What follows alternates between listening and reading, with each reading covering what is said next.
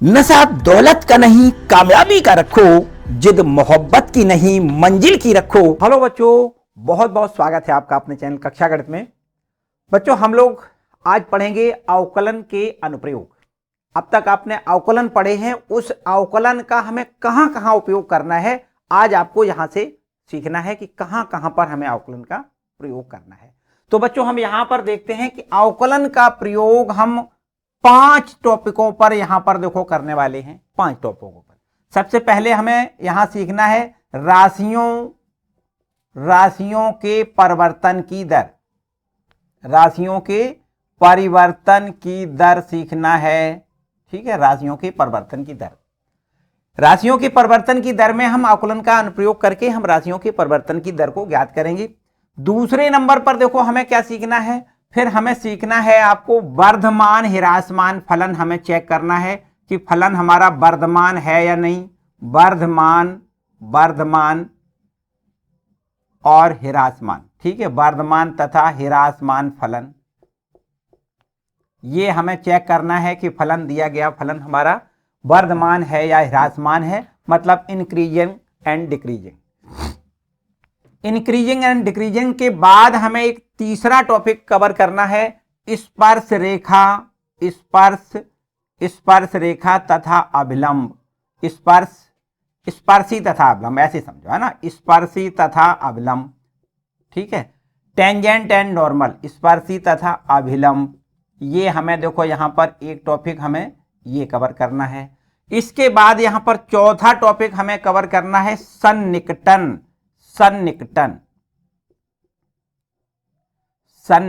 है। यहां पर चौथा टॉपिक हमें सन्निकटन कवर करना है, एप्रोक्सीमेशन इसको कहेंगे। ठीक है, और लास्ट में हमें उच्चिष्ट तथा निम्निष्ट, मैक्सिमा एंड मिनिमा, उच्चिष्ट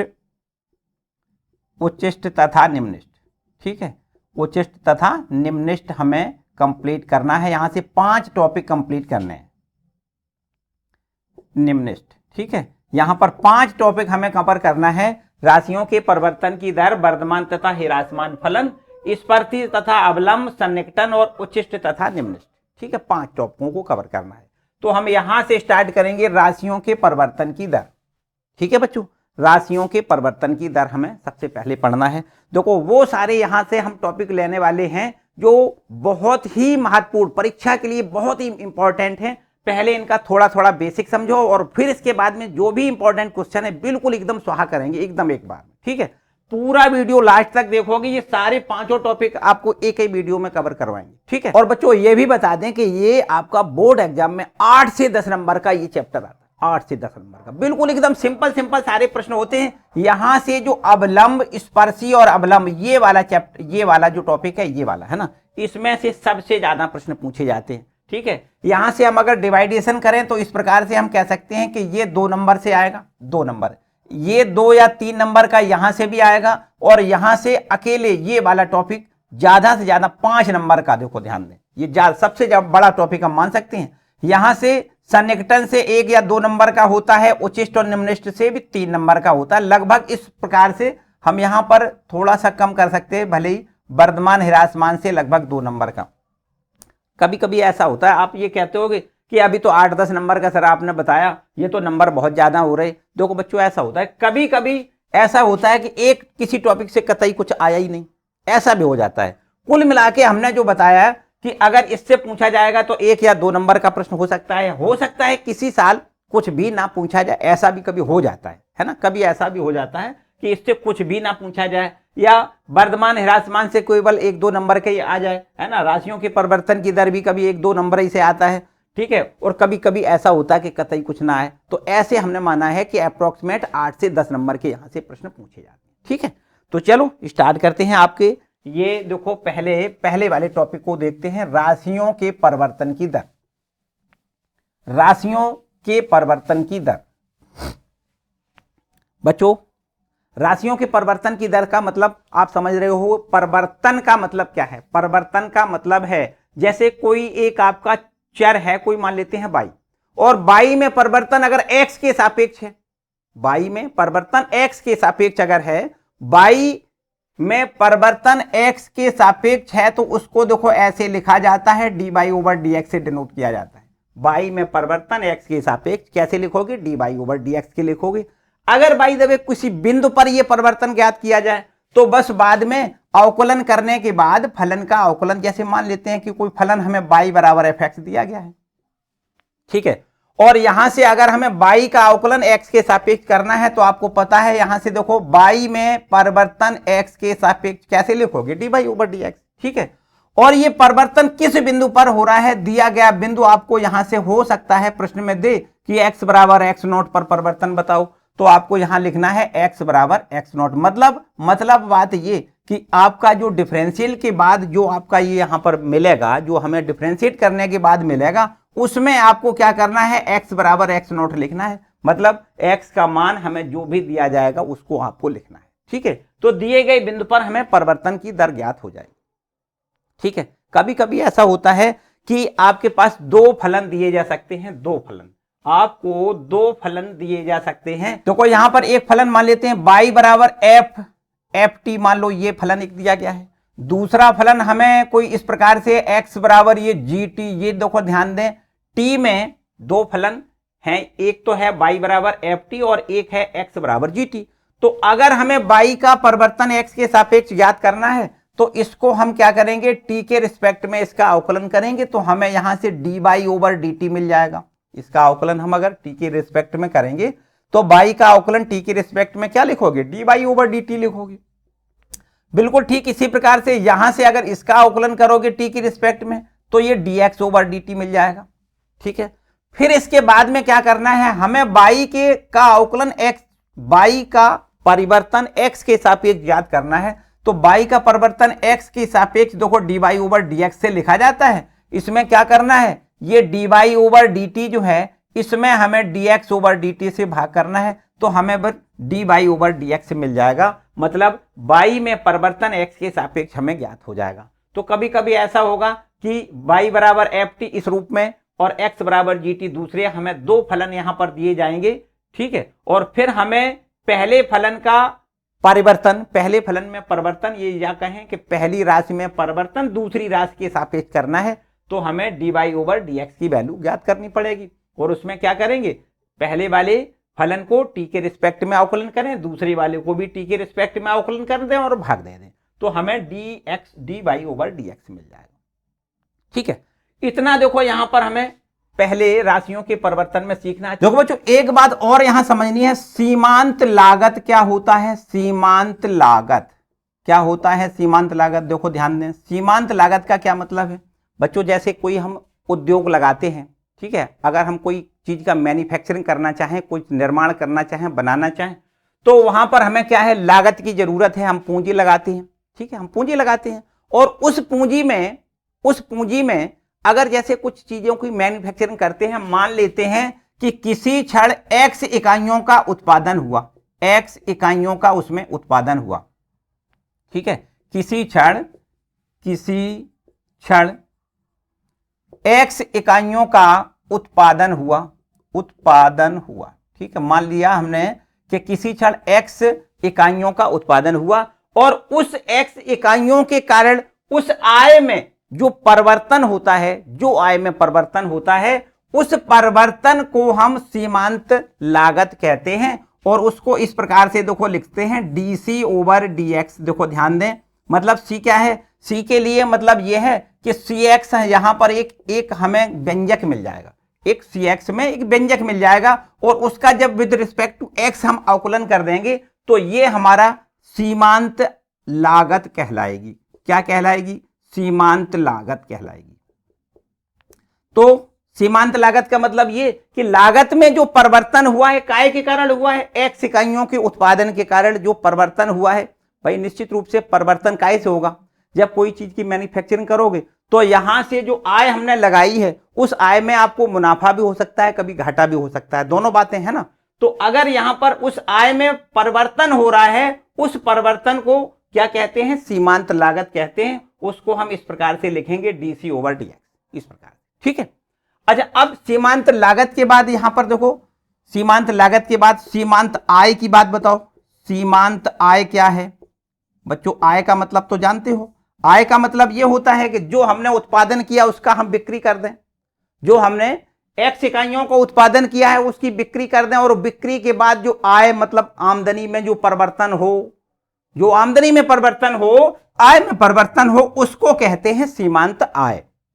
उसको क्या कहते हैं? उसको कहते हैं सीमांत आय। और सीमांत आय को RX से डिनोट करते हैं, याद करो उसको कैसे डिनोट करते हैं? RX से डिनोट करते हैं। और फिर इसके बाद देखो हमें इसका डिफरेंशिएट करके हम सीमांत आय इसकी ज्ञात कर लेते हैं, DR over DX। DR over DX बराबर होता है सीमांत आय। क्या होता है? सीमांत आय बराबर ये इस प्रकार से DR ओवर DX बराबर हम लिखेंगे सीमांत आय। ठीक है, हमें ये CX की वैल्यू प्रश्न में दी जाएगी, RX की वैल्यू प्रश्न में दी जाएगी, हमें विद रिस्पेक्ट टू X उसका हमें केवल अवकलन करना है, बस इतना काम है। ठीक है, तो इस प्रकार से देखो इसके संबंधित जो भी प्रश्न मिलेंगे बस इतने टाइप के आपके क्वेश्चन मिलेंगे बच्चों। ठीक है, यहां पर देखो हम स्टार्ट करेंगे।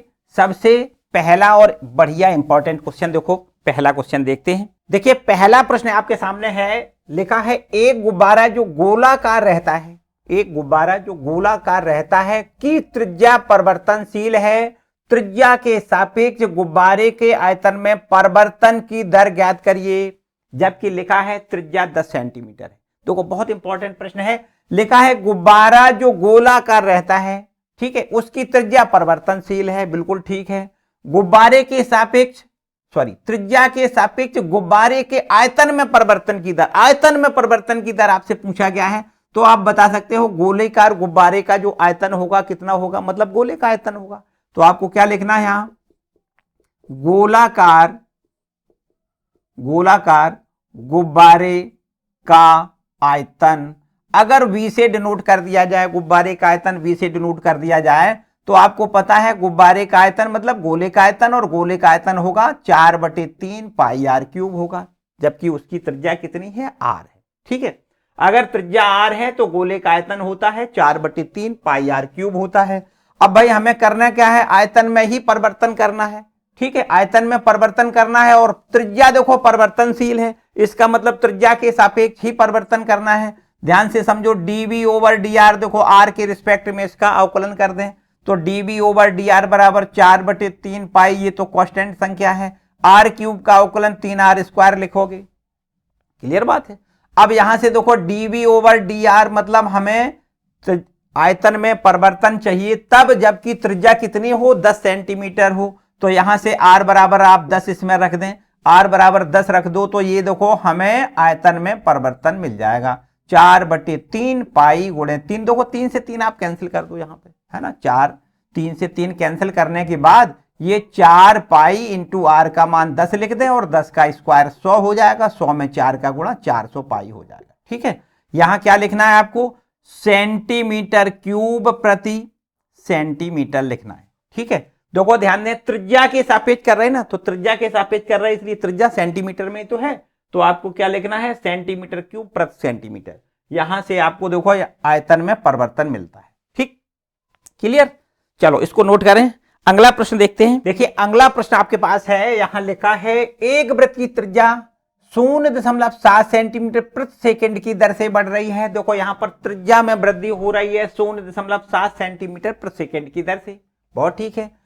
इसकी परिधि में वृद्धि की दर क्या होगी? जबकि r का मान यहां दिया है, त्रिज्या का मान 4.9 सेंटीमीटर दिया गया है, बिल्कुल ठीक है। हमसे क्या पूछा है? परिधि में वृद्धि की दर बताइए। तो आपको पता है वृत्त की परिधि कितनी होती है, तो पहले हमें जो दिया गया है पहले इस पर बात करते हैं। त्रिज्या में परिवर्तन की दर दी गई है, यहां हम लिख लेते हैं, दिया है, क्या दिया है? dr ओवर dt दिया है 0.7 सेंटीमीटर प्रति सेकंड की दर से देखो ये त्रिज्या में वृद्धि हो रही है।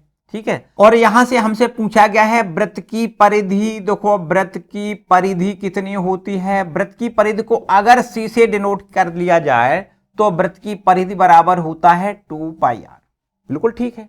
अब इस परिधि में परिवर्तन की दर हमसे पूछी गई है, तो यहां से dc ओवर, देखो ध्यान दें, dc ओवर dt लिखोगे। ठीक है, क्या करना है? परिधि में वृद्धि की दर क्या होगी, मतलब dc ओवर dt बराबर देखो क्या करना है आपको 2 पाई। आर का अवकलन करना है टी के रिस्पेक्ट में, D R over D T लिखोगे। ठीक है, तो अब यहां से देखो 2 पाई ज्यों का त्यों, D R over D T को हम कितना लिखेंगे 0.7 लिखेंगे, ये प्रश्न में हमें दिया गया है। ठीक, अब यहां से देखो पाई की वैल्यू और लिख लें, देखो 22/7 लिख सकते हैं, और ये 0.7 इसको कैंसिल कर सकते हो 0.1 बार, तो अब आपको 22 दूनी 44, यहां 4.4 लिख लें। ठीक है, सेंटीमीटर प्रति सेकंड की दर से बढ़ रही है। परिधि किस दर से बढ़ रही है, 4.4 सेंटीमीटर प्रति सेकंड की दर से परिधि बढ़ रही है। यहां से बच्चों ये आपको जो त्रिज्या दी गई है केवल आपको भुलावा करने के लिए, यहां इसका कोई मतलब नहीं है। ठीक है, यहां पर इसकी हमें कोई जरूरत नहीं है। हमने देखो यहां से D R over D T की वैल्यू जो दी गई थी उसको हमने रख लिया। अब बस ये परिधि में परिवर्तन की दर हमें पूछी गई थी जो कि हमने कैलकुलेट कर ली। ठीक है, चलो इसको नोट कर लें। इसके अगला प्रश्न देखते हैं। देखिए इसके आगे सवाल देखो, बहुत बढ़िया सवाल है। लिखा है एक उत्पाद की x इकाइयों के विक्रय से प्राप्त कुल आय रुपयों में Rx बराबर यहां से इतना दिया गया है से प्रदत्त है। जब x बराबर 15, मतलब जो उत्पादन इकाइयों का उत्पादन हुआ है कितनी, 15 इकाइयों का उत्पादन हुआ है, तो सीमांत आय उसकी कितनी होगी, आय में कितना परिवर्तन होगा ये पूछा गया है। 15 इकाइयों के उत्पादन से आय में कितना परिवर्तन हुआ है ये आपसे पूछा गया है। तो बहुत अच्छे से देखो पता है Rx बराबर यहां से हमें दिया गया है 3x² प्लस में 36x प्लस 5 दिया गया है। तो अब हमें इसका डिफरेंशिएट करना है विद रिस्पेक्ट टू x। तो बस इसको इस प्रकार लिख सकते हो d ओवर dx, यहां लिख दें 3x² प्लस में 36x प्लस 5। ठीक है, तो इस प्रकार से देखो इसका अवकलन 3 दूनी 6x प्लस 36 इंटू एक्स का 1, और ये अचर है इसका 0 हो जाएगा। तो यहां से देखो 6x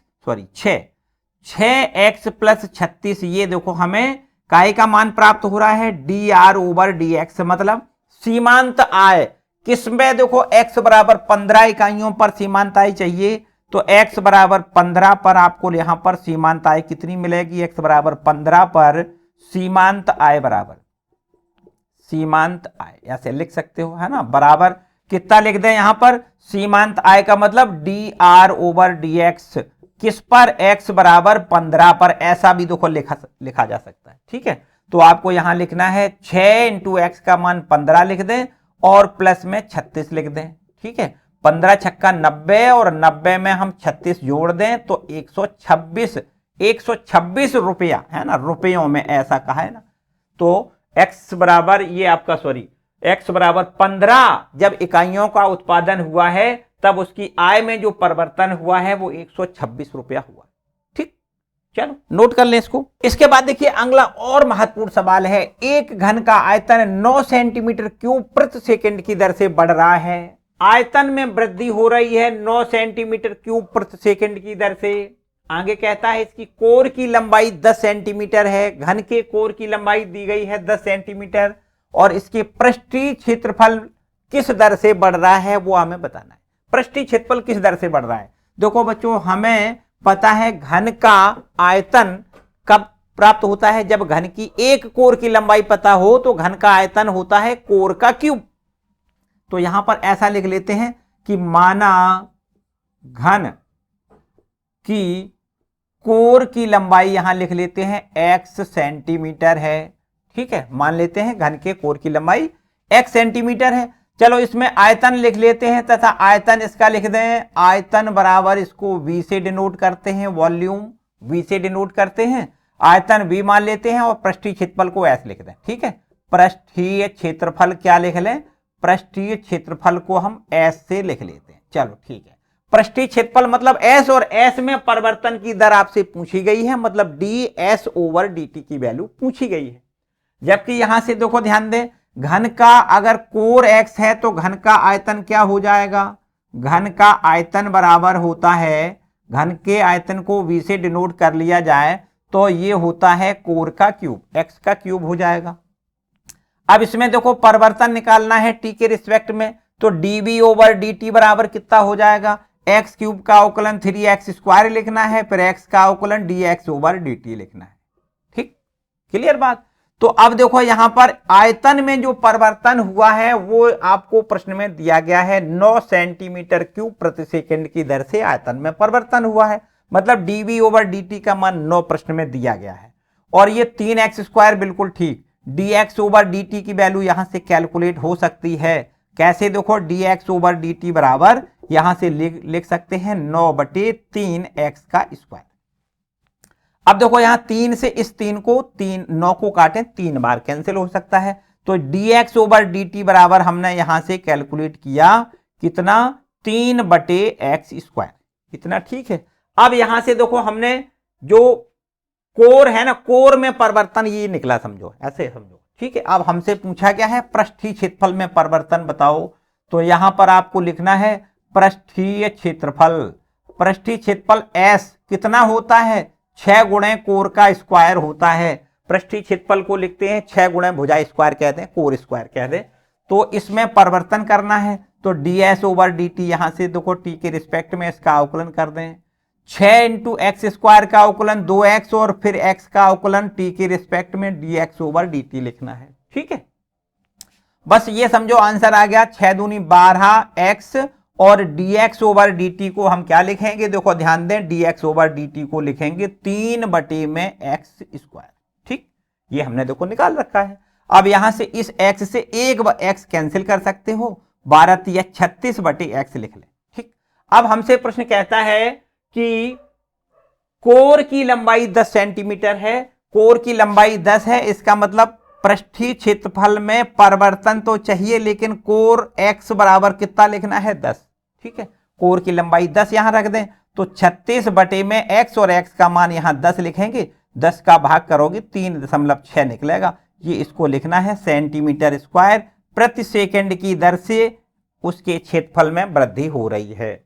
3.6 सेंटीमीटर स्क्वायर प्रति सेकंड की दर से क्षेत्रफल में, पृष्ठीय क्षेत्रफल में वृद्धि हो रही है। क्लियर? चलो इसको नोट करें। अगला प्रश्न देखते हैं। एक स्थिर तालाब में एक पत्थर डाला जाता है। जब तालाब में एक पत्थर डाला जाता है तो होता क्या है? आगे लिखा है और उत्पन्न तरंगें वृत्त में 4 सेंटीमीटर प्रति सेकंड की गति से चलती हैं। बच्चों जब किसी तालाब में पत्थर को डालते हो, है ना, आपने देखा होगा बच्चे तालाब में पत्थर फेंकते हैं तो वहां पर एक तरंगें बाहर की ओर, यूं ऐसे गोल तरंगें, है ना, वृत्ताकार तरंगें बाहर की ओर निकलती हैं। तो प्रश्न आपका ये कहता है जब वृत्ताकार तरंगों की त्रिज्या 10 सेंटीमीटर हो, जो तरंगें बाहर निकलती हैं उनकी त्रिज्या कितनी हो? 10 सेंटीमीटर हो, तो उस क्षण घेरा हुआ क्षेत्रफल कितनी तेजी से बढ़ रहा है? जो वृत्ताकार क्षेत्रफल है वो कितनी तेजी से बढ़ रहा है, ये आपसे प्रश्न पूछता है। तो देखो बिल्कुल एकदम आसान बात है। पहले तो देखो तरंगों में क्या लिखा है? उत्पन्न तरंगें वृत्तों में 4 सेंटीमीटर प्रति सेकंड की गति से चलती हैं। तो ये है, ये क्या है? तरंगों में जो मतलब त्रिज्या में समझो वृद्धि हो रही है, ऐसे समझो, ठीक है। जो वृत्ताकार तरंगें हैं उनकी त्रिज्या में 4 सेंटीमीटर प्रति सेकंड की दर से वृद्धि हो रही है। तो हम यहां पर ऐसे लिख लेते हैं कि दिया गया है कि अगर मान लेते हैं कि जो वृत्ताकार तरंगें हैं उनकी त्रिज्या अगर r है तो dr ओवर dt बराबर 4 सेंटीमीटर प्रति सेकंड की दर से उनकी तरंगों में वृद्धि हो रही है। बिल्कुल ठीक है। आगे लिखा है जब वृत्ताकार तरंगों की त्रिज्या 10 सेंटीमीटर हो तो उस क्षण उसका घेरा हुआ क्षेत्रफल कितनी तेजी से बढ़ रहा है। तो अब आप यहां पर वृत्त का क्षेत्रफल बताओ। वृत्ताकार घेरे में जो तरंगें चल रही हैं उसका क्षेत्रफल, तो उसका क्षेत्रफल बराबर होता है, अगर क्षेत्रफल को इसे डिनोट कर लिया जाए तो वृत्त का क्षेत्रफल होता है πr²। होता है कि नहीं? बिल्कुल होता है। तो यहां से अगर हम इसको t के रिस्पेक्ट में यहां से अवकलन कर दें तो dA ओवर dt बराबर कितना हो जाएगा? देखो पाई कांस्टेंट संख्या है, r² का अवकलन 2r और r का dr ओवर dt लिखना है, ठीक है। और यहां से आप देख सकते हो dA ओवर dt बराबर 2πr into dr over dt। प्रश्न में 4 दिया गया है, बिल्कुल 4 लिख लेते हैं। यहां देखो 4 दूनी 8πr। अब यहां पर प्रश्न कहता है कि अगर वो त्रिज्या 10 सेंटीमीटर हो तो उस क्षण कितनी तेजी से बढ़ रहा है, मतलब उसका क्षेत्रफल में जो वृद्धि हो रही है वो किस क्षण की बात कर रहा है? ये r बराबर 10 त्रिज्या दी गई है, उस क्षण की बात कर रहा है कि जब त्रिज्या 10 सेंटीमीटर हो तब ये क्षेत्रफल किस दर से बढ़ रहा है। तो dA ओवर dt r बराबर 10 पर हमें निकालना है, तो आपको यहां लिखना है, देखो 8 इंटू पाई का मान लिख दे 3.14 लिख दें, या 22/7 जो भी आप कैलकुलेट करना चाहो लिख सकते हो, ठीक है। और r की वैल्यू प्रश्न में यहां से 10 लिखनी है, तो 10 का गुणा कर दें। तो इस प्रकार से जब 10 का गुणा करोगे तो एक अंक दशमलव इधर हो जाएगा, ठीक है। और 8 चौको 32, हासिल में 3, 8 एक 8 3 11, हासिल में 1, और 8 तिया 24 और 1 25। यहां से आप एक अंक के बाद इस पर दशमलव लगा दें, ठीक है। तो ये 251.2 सेंटीमीटर प्रति सेकंड की दर से, सेंटीमीटर स्क्वायर प्रति सेकंड की दर से क्षेत्रफल में वृद्धि हो रही है, ठीक है। तो ये है आपका सवाल, बहुत बढ़िया सवाल, ठीक है। इसको नोट करें। तो बच्चों अब आपको पढ़ना है वर्धमान तथा ह्रासमान फलन, वर्धमान तथा ह्रासमान, इंक्रीजिंग एंड डिक्रीजिंग फंक्शन आपको पढ़ना है। देखो वर्धमान, यहां पर वर्धमान और ह्रासमान फलन पढ़ना है, ठीक है। वर्धमान और ह्रासमान फलन, ठीक है। क्या होता है वर्धमान और क्या होता है ह्रासमान? बच्चों वर्धमान का मतलब बढ़ना है, ह्रासमान का मतलब घटना, ऐसे भी याद रख सकते हो। अगर हम आपसे ये कहें कि इस प्रकार से कोई ग्राफ है, देखो ध्यान दें, इस प्रकार से कोई ग्राफ है यूं है, ठीक है। तो हम अगर दाएं ओर के इधर की बात करें तो देखो ये यहां पर वर्धमान हो रहा है, ये बढ़ रहा है ना, बढ़ रहा है। और यहां से देख सकते हो कि ये आपको यहां से इधर की ओर देखो घटता हुआ आ रहा है, बिल्कुल घटता हुआ, ये देखो 0 पर आ गया, फिर इधर से बढ़ना चालू हो गया। तो यहां से हम कह सकते हैं ये इधर वर्धमान फलन है, इधर ह्रासमान फलन है। देखो बच्चों जैसे जैसे हम यहां से क्या करते हैं, यहां देखो अगर हम x का मान बढ़ा दें, x का मान बढ़ा दें तो फलन का मान देखो बढ़ रहा है ना, बढ़ रहा है। और यहां से अगर हम x, यहां क्या हो रहा है, यहां उल्टी काम है, x का मान जैसे जैसे बढ़ाते जाते हैं तो फलन की वैल्यू वैसे वैसे कम होती जाती है, इस प्रकार से देखो, है ना। तो वर्धमान में क्या करते हैं, x के मान को बढ़ाने से फलन का मान बढ़ता है, और यहां से x का मान बढ़ाने से फलन का मान घटता है। इतना आपको याद रखना है। ये ह्रासमान है, ये वर्धमान है। तो अब देखो ह्रासमान और वर्धमान के लिए कुछ शर्तें आपको यहां इस प्रकार से याद रखनी है। देखो ध्यान दें, वर्धमान और ह्रासमान के लिए कुछ शर्तें आपको याद रखनी है, ठीक है। ठीक, देखो ध्यान दें क्या क्या हमें क्या क्या शर्तें याद रखनी है। देखो यहां पर हम ऐसे मान लेते हैं कि कोई एक अंतराल की बात करें, कोई एक खुला अंतराल आई है, और इस अंतराल आई में इस प्रकार से अगर लें कि x1 और ये आपका लेस देन x2 हो। x1 और x2 क्या है, x1 x2 कोई इस अंतराल की वैल्यू है x1 और x2, और x1 का मान x2 से छोटा है, तो यहां से fx1 बराबर, देखो ध्यान दें, fx1 less than equal to fx2 आता है, fx2 आता है। तो यहां से हम कह सकते हैं कि ये फलन हमारा क्या है, वर्धमान। देखो ध्यान दें, वर्धमान के लिए, वर्धमान फलन के लिए हमें इतना देखो याद रखना है कि अगर हमारा फलन वर्धमान है तो किसी अंतराल i में x1 इस प्रकार से हो कि x1 छोटा हो, x2 बड़ा हो, और तब ऐसी स्थिति में x1 fx1 का मान less than equal to fx2 के अगर आता है, तो जबकि x1 x2 कहां से लें, देखो ध्यान दें, यहां से हम लिख सकते हैं for all x1 x2 belong to i, इसी अंतराल से x1 x2 की वैल्यू है। तो अगर ऐसी कंडीशन आती है तो फलन हमारा वर्धमान होता है, ठीक है। और यदि ऐसा आ जाए, देखो ध्यान दें, यहां से देखो ये तो वर्धमान की बात हो गई। अब एक बात और आती है, निरंतर वर्धमान। निरंतर वर्धमान क्या होता है, निरंतर वर्धमान क्या होता है बच्चों, ध्यान दें। निरंतर वर्धमान का मतलब यह है कि इसी अंतराल i में इस प्रकार से हो कि x1 लेस देन x2 हो, तो ऐसी स्थिति में देखो ध्यान दें, ऐसी स्थिति में fx1 लेस देन fx2 केवल हो जाए, ध्यान दें, बराबर का निशान न लगाए, ये क्वांटिटीज खत्म कर दें। तो यहां से fx1 is less than fx2 हो जाए तो हम कहेंगे कि ये निरंतर वर्धमान है। फलन हमारा कैसा है, निरंतर वर्धमान है। मतलब छोटे मान पर, देखो ऐसे समझो, छोटे मान पर फलन का मान छोटा हो, बड़े मान पर फलन का मान बड़ा, ऐसे समझो, ठीक है। जैसे देखो यहां से नहीं होता है कि जैसे जैसे फलन x की वैल्यू हम बढ़ाते जाते हैं, फलन की वैल्यू भी बढ़ती जाती है, ठीक है। जैसे जैसे मान बढ़ाएं वैसे फलन की वैल्यू बढ़े, तो ये क्या है, निरंतर वर्धमान है, ठीक है। चलो इसके बाद देखो ह्रासमान की बात करो, ह्रासमान की बात करें। ह्रासमान फलन के लिए क्या है, देखो ह्रासमान फलन के लिए क्या है कि अंतराल, खुले अंतराल आई में इस प्रकार से हो कि x1 लेस देन x2 हो, x1 लेस देन x2 हो। तो यहां से अगर x1 लेस देन x2 हो तब fx1 greater than equal to fx2 हो जाए। देखो ध्यान दें, ग्रेटर देन एक, यहां से छोटा मान हो तब ये बड़ा मान आए, बड़ा मान हो तब छोटा मान आए। तो इस प्रकार से फलन का मान हो कि छोटे मान पर, छोटे x की वैल्यू छोटे पर फलन का मान बड़ा आ जाए। ठीक है, तो ऐसा उल्टा अगर सिस्टम हो तो ऐसी स्थिति में फलन हमारा क्या होता है, ह्रासमान होता है। यहां पर हम ऐसा भी लिख सकते हैं, फॉर ऑल x1, x2, ये दोनों कहां से लिए हैं, इसी अंतराल आई से होना चाहिए। ठीक है, अच्छा वर्धमान ह्रासमान के लिए बाद निरंतर ह्रासमान की करें। निरंतर ह्रासमान, निरंतर ह्रासमान क्या है, निरंतर ह्रासमान का मतलब ये इक्वल का निशान खत्म हो जाए, बस वही काम करना है, बाकी और कुछ नहीं। इस अंतराल आई में x1 लेस देन x2 और इंप्लाइज दैट यहां हम लिख सकते हैं fx1 और ग्रेटर देन fx2 हो जाए। ठीक है, ग्रेटर देन fx2 हो जाए, जबकि यहां से देखो ध्यान दें x1 x2 कहां से, इसी अंतराल से ही लेना है। तो ऐसी स्थिति में निरंतर ह्रासमान कहलाता है।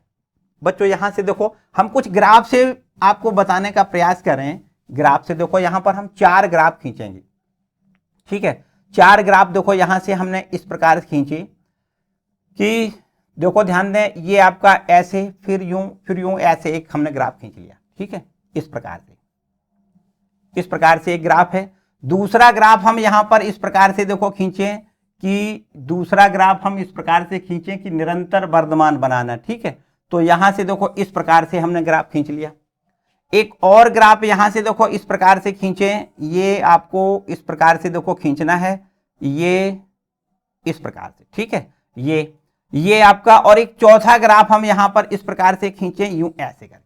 देखो ध्यान दें, यहां से ये क्या है, ये स्थिति बताओ क्या है, ये स्थिति वर्धमान की स्थिति है। देखो ध्यान दें, ये आपका बढ़ रहा है और यहां पर इतने अंतराल में आप देख सकते हो ये बढ़ना इसने बंद कर दिया। ठीक है, ये बढ़ नहीं रहा है लेकिन घट भी नहीं रहा है, यूं का त्यों हो गया थोड़ी देर के लिए स्थिर, और फिर इसके बाद ये ऊपर बढ़ रहा है। मतलब ये फलन क्या है, वर्धमान है। क्या है ये, वर्धमान है। और यहां पर आप देख सकते हो ये निरंतर वर्धमान है, कहीं भी देखो पैरेलल रुका नहीं, बिल्कुल एकदम बढ़ता हुआ ऊपर की ओर चला जाता है, इसलिए इसको क्या कहोगे, निरंतर वर्धमान इसको कहोगे, ये निरंतर वर्धमान। ठीक है, और इसके बाद देखो यहां पर ये आपका क्या है, ये आपका ह्रासमान है। क्या है, ह्रासमान है। क्यों ह्रासमान है, आप देख सकते हो ये घट रहा है, लेकिन यहां पर देखो ये कुछ स्थिति ऐसी आई कि यहां पर इसने बढ़ना घटना बंद कर दिया, बिल्कुल एकदम सिमिलर हो गया है ना, और फिर घटने लगा, तो ये ह्रासमान फलन है। और यहां पर इसको हम कह सकते हैं ये निरंतर ह्रासमान है, निरंतर ह्रासमान। ठीक है, ये क्या है, निरंतर, ये निरंतर घटता हुआ आ रहा है, ये निरंतर नीचे की ओर आ रहा है, इसलिए इसको कहते हैं निरंतर ह्रासमान फलन। ठीक है, ऐसी स्थिति। बच्चों ये तो ग्राफ की बातें हो गई, हमें वास्तव में क्या करना है, अवकलज के अनुप्रयोग से फलन को ये देखना है कि कहां पर फलन हमारा ह्रासमान है, कहां पर वर्धमान है। चलो आइए उस पर पहले हम पूरी बात बताएं कि हमें प्रश्नों में क्या करना है। प्रश्नों में बच्चों ग्राफ नहीं खींचना है, ये कुछ भी नहीं करना है। ठीक है, आपको इस तरीके से केवल समझना है कि ये, हालांकि इस प्रोसेस से आप सवालों को हल कर सकते हो, ग्राफ का कोई खास काम नहीं है। हम बात करेंगे, देखो ध्यान दें कि अवकलज का प्रयोग करके, अवकलजों का प्रयोग करके किसी फलन को हम वर्धमान या ह्रासमान कैसे चेक करते हैं। ठीक है, अवकलनों का प्रयोग करके हम किसी फलन को वर्धमान और ह्रासमान हम कैसे ज्ञात करते हैं। देखो ध्यान दें, जैसे किसी अंतराल, एक बंद अंतराल की बात करें, कोई एक अंतराल बंद अंतराल है, मान लेते हैं ये आपका a, b है। ठीक है, इसमें कोई फलन fx सतत है तथा एक खुले अंतराल, देखो यहां पर खुला अंतराल ऐसे बना दें, a, b में बंद अंतराल a, b में सतत है तथा खुले अंतराल a, b में अवकलनीय है, अवकलनीय। अवकलनीय है तो आपको देखो ध्यान दें, तो इस प्रकार से देखो कुछ ऐसी शर्तें आपको याद रखनी है कि अगर किसी अंतराल, बंद अंतराल में फलन सतत है, खुले अंतराल में अवकलनीय है, तब आपको क्या करना है, यहां से देखो हमें दिए गए फलन का एफ डैश एक्स निकालना है और एफ डैश एक्स का मान शून्य या शून्य से बड़ा आ जाए तो हमें लिखना है ए कोमा बी में वर्धमान फलन है। क्या लिखना है, ए कोमा बी में वर्धमान है। यहां पर इस प्रकार से याद करना है, ठीक है। हम क्या करेंगे, दिए गए फलन का डिफरेंशिएट करेंगे और डिफरेंशिएट करने के बाद हम यहां पर बड़ा अथवा बराबर है ना, बड़ा अथवा बराबर है तो ए कोमा बी में क्या है, वर्धमान है। बिल्कुल ठीक। और यदि ऐसा आता है कि एफ डैश एक्स का मान बराबर 0 आता है, एफ डैश एक्स बराबर 0 आता है, तो आपको लिखना है कि फलन ना वर्धमान है ना ह्रासमान है, कांस्टेंट लिखना है। आप क्या लिखना है, कांस्टेंट फलन है आपका। ये कांस्टेंट फलन का मतलब आपको लिखना है नियत फलन है, ऐसे कह सकते हो, है ना। तो आपको यहां लिखना है कांस्टेंट फलन है, ठीक है। ये मतलब इस पर आपको क्या है, देखो ध्यान दें, जैसे अभी हमने आपको एक ग्राफ जो बनाए थे उसमें कांस्टेंट फलन की बात करें तो यहां पर इस प्रकार से कह सकते हो, वैल्यू बढ़ाएं या घटाएं लेकिन फलन का मान बिल्कुल एकदम सीधा एकदम एक ही रहता है, वहां पर घटता बढ़ता नहीं, ना ऊपर जाता है ना नीचे आता है। तो इस प्रकार से ये फलन क्या कहलाता है, कांस्टेंट कहलाता है। तब कहलाएगा जब एफ डैश एक्स की वैल्यू 0 आती है तब, ठीक है। और अगर तीसरी कंडीशन देखो और आपको याद रखनी है, तीसरी कंडीशन और याद रखनी है कि एफ डैश एक्स का मान अगर शून्य से छोटा आ जाए, एफ डैश एक्स का मान शून्य आ जाए या शून्य से छोटा आ जाए, तो आपको याद रखना है कि अंतराल ए कोमा बी में फलन हमारा कैसा होगा, फलन ह्रासमान होगा, ठीक। ऐसा आपको याद रखना है कि अगर छोटा आ जाए, एफ डैश एक्स का मान छोटा आ जाए तो ए कोमा बी अंतराल में आपको क्या लिखना है, फलन आपका ह्रासमान होगा। और यदि एफ डैश एक्स का मान शून्य से बड़ा आता है तो ए कोमा बी में ह्रासमान, ये वर्धमान होगा। और यदि ये 0 आता है तो ना वर्धमान है ना ह्रासमान है, कांस्टेंट फलन है, ठीक है। इस प्रकार से आपको चेक करना है ये सारे क्वेश्चन, ठीक है। तो चलिए आइए स्टार्ट करते हैं इसके सारे इंपॉर्टेंट क्वेश्चन, ठीक। चलो आइए बच्चों देखते हैं। पहला क्वेश्चन यहां पर लिखा है, सिद्ध करिए कि फलन एफ एक्स बराबर साइन एक्स अंतराल 0,π/2 पर निरंतर वर्धमान है। अभी हमने आपको बताया कि निरंतर वर्धमान के लिए हमें क्या चाहिए, हमें निरंतर वर्धमान के लिए चाहिए कि एफ डैश एक्स का मान ग्रेटर देन 0 चाहिए, इस प्रकार से। तो अगर ऐसा मिलता है कि एफ डैश एक्स का मान ग्रेटर देन 0 है तो हम कहेंगे कि फलन हमारा, ये दिया गया फलन इस अंतराल में निरंतर वर्धमान है। तो चलो यहां पर देखो हम चेक करेंगे। हम सबसे पहले दिए गए फलन का डैश निकालें, मतलब अवकलज निकालें, तो एफ डैश एक्स कितना मिलेगा, तो एफ डैश एक्स बराबर साइन एक्स का अवकलन कॉस एक्स होगा, सिंपल सा काम है, ठीक है। तो अब आप देख सकते हो कि 0 से π/2 में, 0 से π/2 में बताओ, 0 से π/2 में cos x का मान कितना होगा। तो आप बहुत अच्छे से बता सकते हो कि इस अंतराल में पहला फर्स्ट क्वाड्रेंट है, फर्स्ट क्वाड्रेंट में cos की वैल्यू सब प्लस में होती है, मतलब शून्य से बड़ी होती है। तो 0 से π/2 में cos x का मान शून्य से बड़ा ही होता है। इसका मतलब है कि एफ डैश एक्स का मान ये निश्चित रूप से देखो ध्यान दें शून्य से बड़ा है।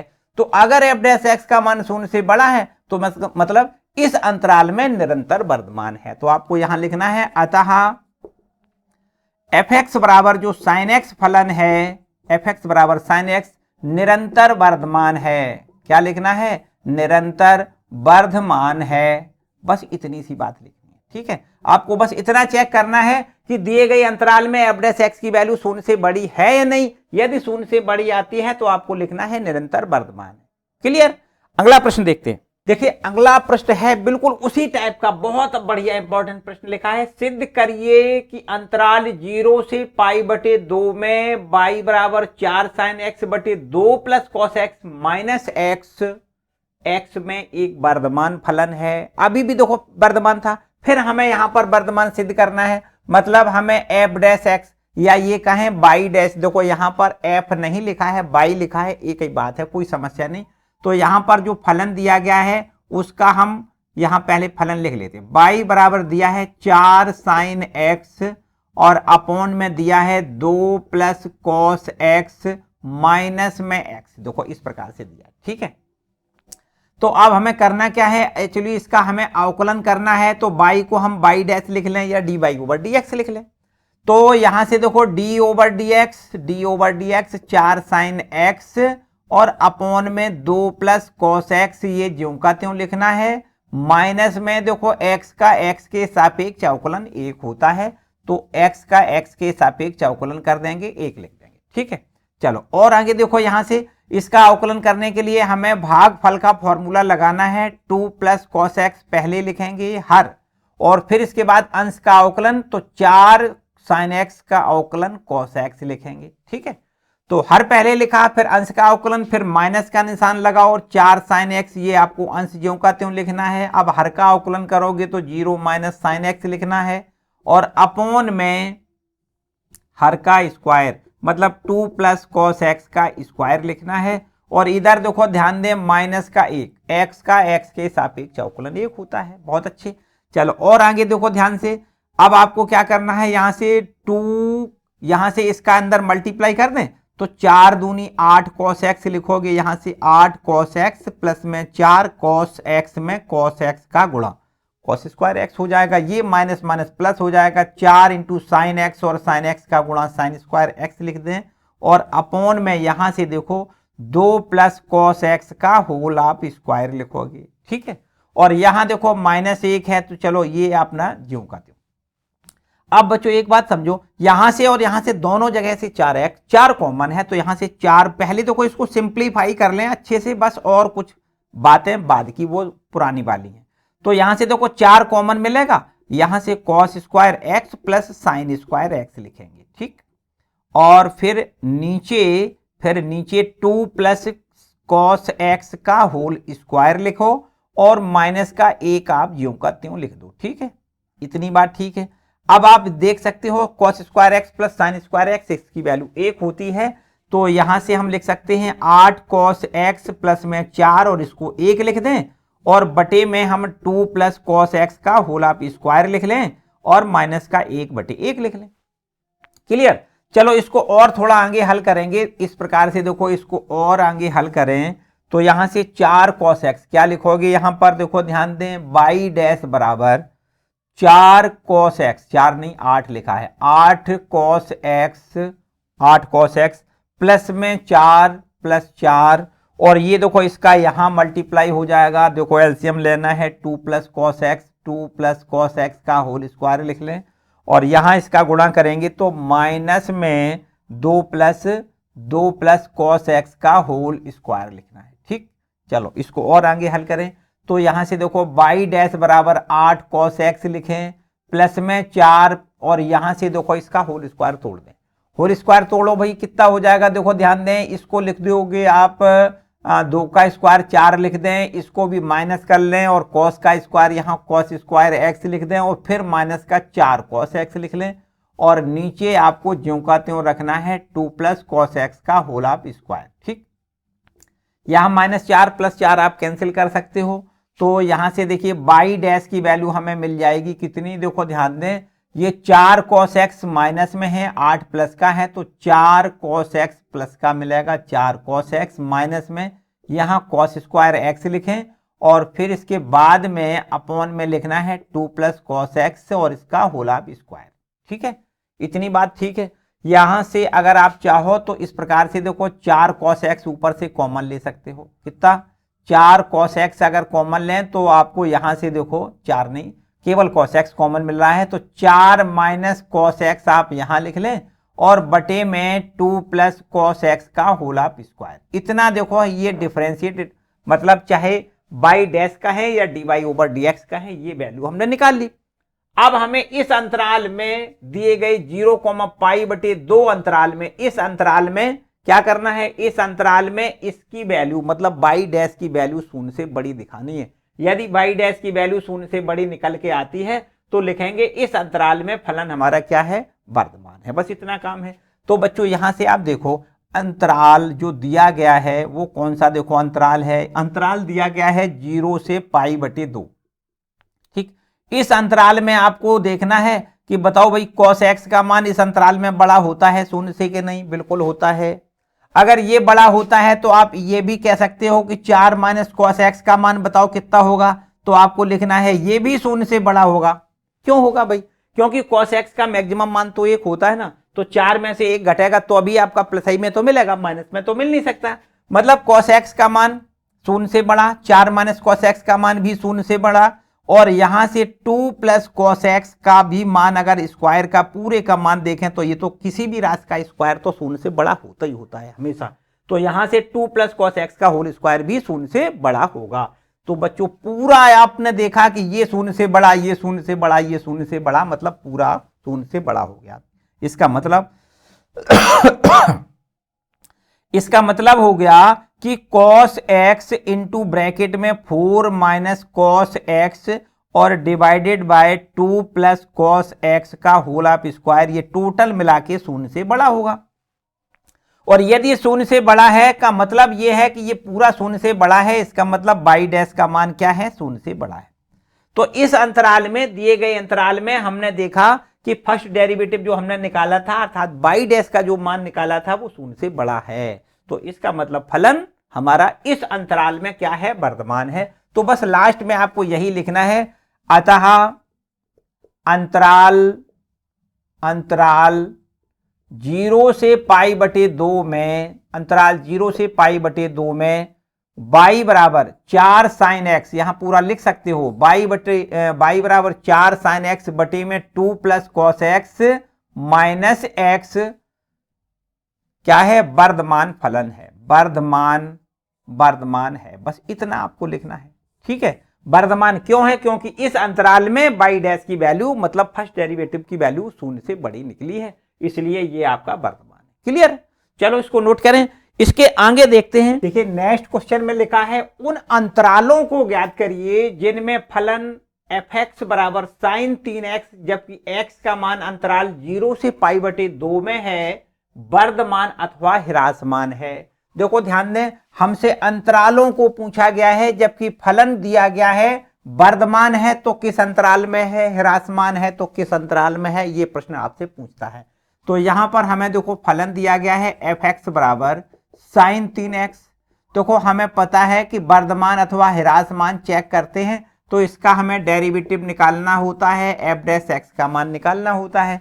तो साइन 3x का अवकलन हमें पता है cos 3x होता है और 3x को हम 3 लिखते हैं, ठीक है। तो इस प्रकार f डैश x की वैल्यू यहां से देखो हमें कितनी मिल गई? हमें मिली 3 cos 3x, इतना ठीक है। अब देखो यहां से हमसे प्रश्न कहता है कि अंतराल यहां पर हमें दिया गया है कि x बिलोंग कर रहा है कहां से कहां तक? 0 से पाई बटे 2 में, x बिलोंग टू 0 से पाई बटे 2।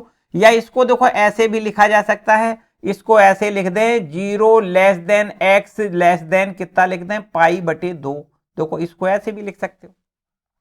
अगर 3x की बात करें तो यहां से देख सकते हो इस प्रकार, देखो 0 less than 3x less then 3 पाई बटे 2 लिख दें, 3 का मल्टीप्लाई सब में कर दिया।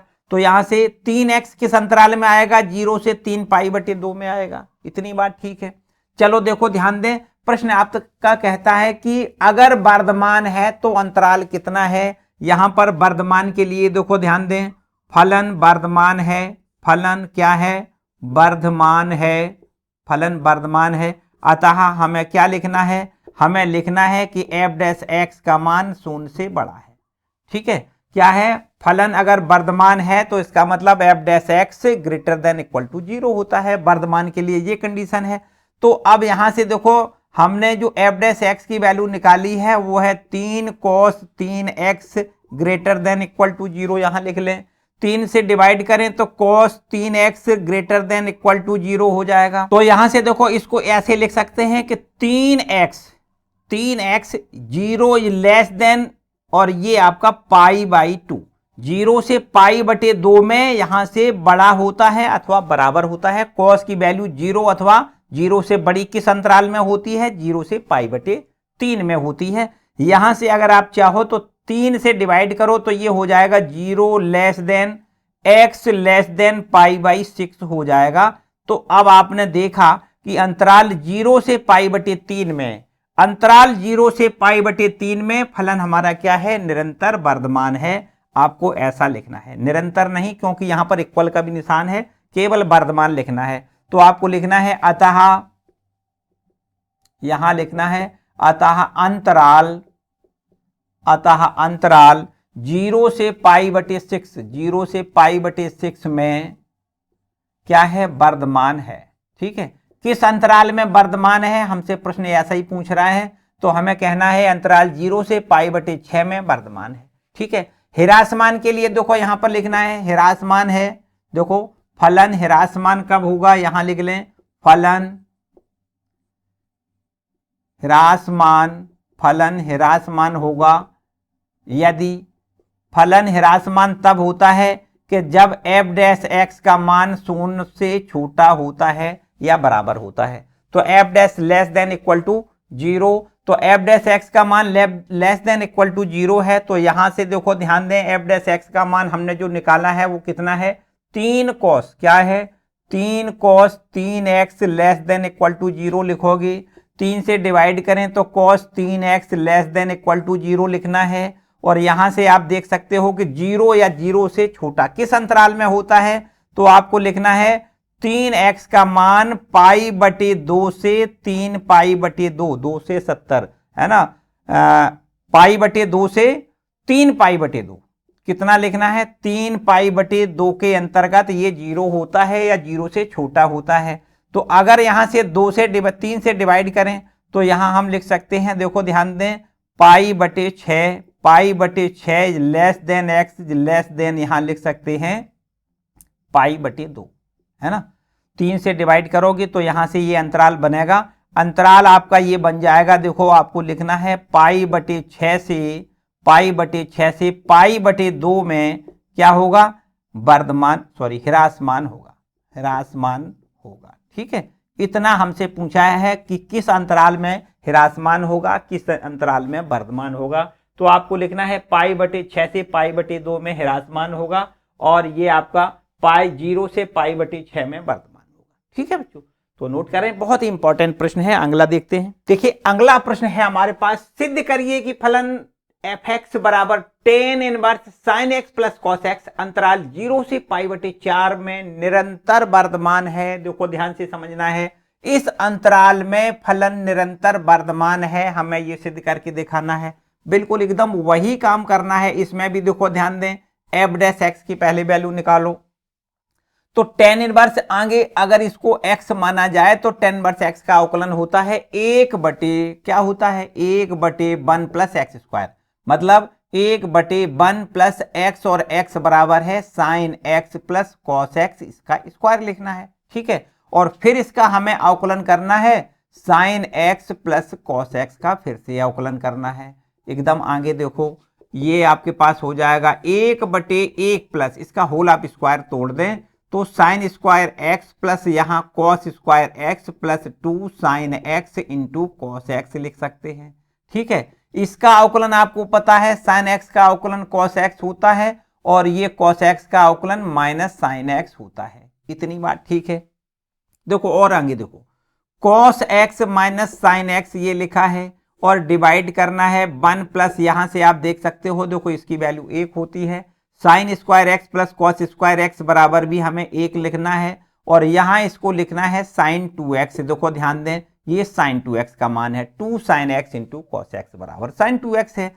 तो यहां से हमने देखा कि cos x minus sine x ये लिखा है, और बटे में यहां पर देखो 2 प्लस साइन 2x, यहां देखो 2 प्लस साइन 2x। ठीक है, अब यहां से देखते हैं अंतराल 0 से π/4 में, 0 से π/4 में देखो ध्यान दें, इस अंतराल में इन वैल्यू को देखो कि 0 से बड़ी है या नहीं। हमें क्या देखना है, देखो इस अंतराल में एक तो बात हमें साफ दिखाई देती है कि cos x का मान बड़ा होता है sin x से। इस अंतराल में 0 से π/4 में cos x का मान बड़ा होता है sin x से, बिल्कुल सही बात है। तो यहां से अगर इसको ऐसा लिखना चाहें, देखो cos x minus sine x ये बड़ा हो जाएगा 0 से, इधर ले आओगे माइनस का हो जाएगा, तो cos x minus sine x का मान तो 0 से बड़ा है। और आप यहां इसको भी इसी प्रकार देख सकते हो कि 2 प्लस साइन 2x जो है, 2 प्लस साइन 2x, ये भी निश्चित रूप से शून्य से बड़ा होगा। क्यों होगा? क्योंकि साइन 2x का मान तो 0 से π/4 में निश्चित रूप से प्लस में आएगा, और 2 से जब जोड़ दोगे तो निश्चित रूप से शून्य से बड़ी ही संख्या आएगी। कुल मिला के ऊपर वाली संख्या भी शून्य से बड़ी है, नीचे वाली भी संख्या शून्य से बड़ी है। तो यहां से हमने ये देखा, यहां से हमने देखा कि साइन, यहां से देखा कि cos x minus sine x, cos x minus में साइन x और divided by 2 plus sign 2x, ये इस पूरी की वैल्यू शून्य से बड़ी है। तो इस प्रकार आपने देखा कि f' का मान ये देखो 0 से बड़ा है, और अगर f' का मान 0 से बड़ा है तो 0, π/4 अंतराल में दिया गया फलन कैसा हो जाएगा? निरंतर वर्धमान आपको लिखना है। अतः यहां लिखना है अतः अंतराल 0 से π/4 में फलन कैसा है? निरंतर वर्धमान है ना, निरंतर वर्धमान है। ठीक, इस प्रकार से आपको लिखना है। ये देखो इसका आंसर है। ठीक है, चलो इसके बाद देखो पूरी बातें इतनी लगभग, देखो इतने जो प्रश्न है यहां से हमने बताए हैं वो लगभग पर्याप्त हैं। अभी हम बहुत ज्यादा कुछ आपको इस प्रकार के नहीं बता रहे हैं कि एक एक करके सारे प्रश्न बताएं। जो परीक्षा के लिए बहुत इंपॉर्टेंट है, केवल उन्हीं पर फोकस कर रहे हैं। ठीक है, बाकी प्रश्नों को आप खुद करेंगे। अगले देखते हैं, अगले टॉपिक की ओर बढ़ते हैं।